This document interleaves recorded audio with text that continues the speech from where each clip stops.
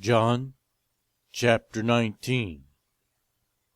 Then Pilate took Jesus and had him flogged. The soldiers twisted together a crown of thorns and put it on his head. They clothed him in a purple robe and went up to him again and again, saying, "Hail, King of the Jews!" And they slapped him in the face.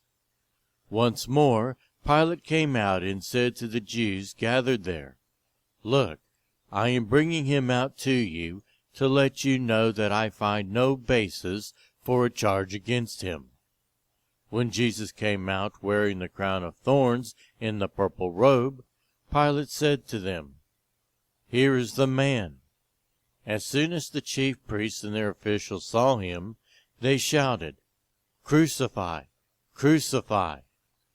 But Pilate answered, "You take him and crucify him. As for me, I find no basis for a charge against him."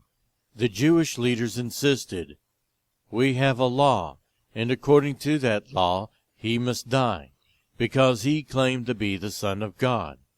When Pilate heard this, he was even more afraid, and he went back inside the palace. "Where do you come from?"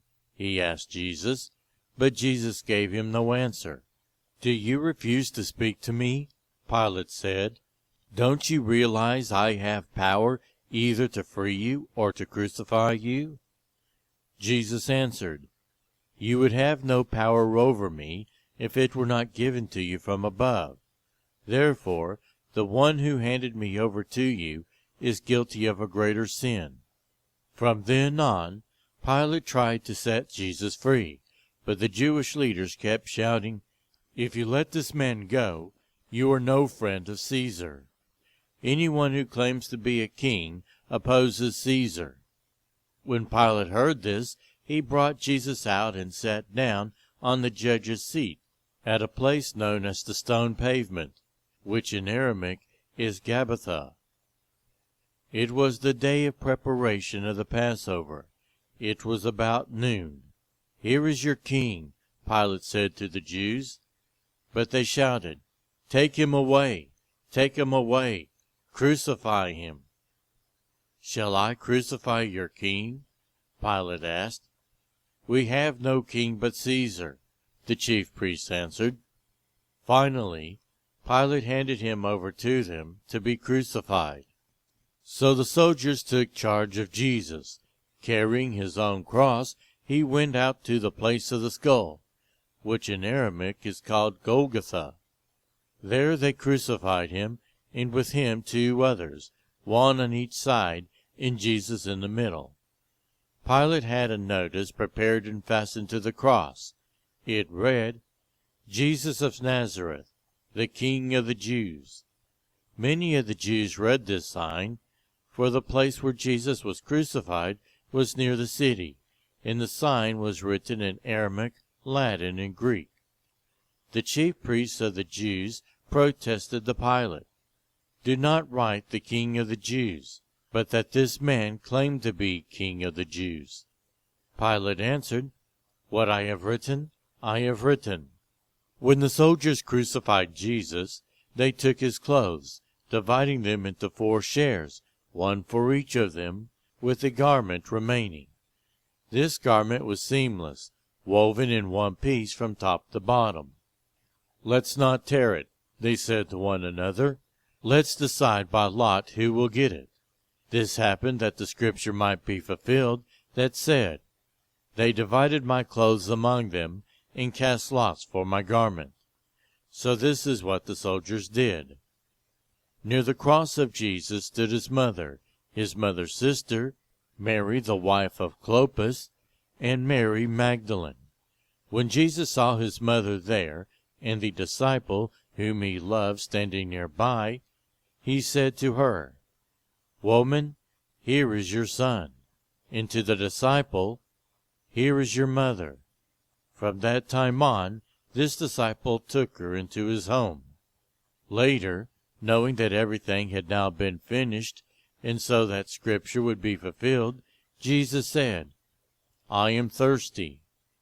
A jar of wine vinegar was there, So they soaked the sponge in it, put the sponge on a stalk on the hyssop plant, and lifted it to Jesus' lips. When he had received the drink, Jesus said, "It is finished."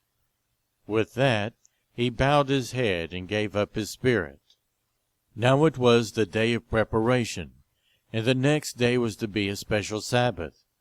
Because the Jewish leaders did not want the bodies left on the crosses during the Sabbath, they asked Pilate to have the legs broken and the bodies taken down. The soldiers therefore came and broke the legs of the first man who had been crucified with Jesus, and then those of the other. But when they came to Jesus and found that he was already dead, they did not break his legs. Instead, one of the soldiers pierced Jesus' side with a spear, bringing a sudden flow of blood and water. The man saw that it was given testimony, and his testimony was true. He knows that he tells the truth, and he testifies so that you also may believe. These things happened so that the scripture would be fulfilled. Not one of his bones will be broken. And, as another scripture says, they will look on the one they have pierced. Later, Joseph of Arimathea asked Pilate for the body of Jesus. Now Joseph was a disciple of Jesus, but secretly, because he feared the Jewish leaders. With Pilate's permission, he came and took the body away. He was accompanied by Nicodemus, the man who earlier had visited Jesus at night. Nicodemus brought a mixture of myrrh and aloes, about 75 pounds. Taking Jesus' body, the two of them wrapped it, with the spices, in strips of linen. This was in accordance with Jewish burial customs. At the place where Jesus was crucified, there was a garden, and in the garden a new tomb, in which no one had ever been laid. Because it was the Jewish day of preparation, and since the tomb was nearby, they laid Jesus there.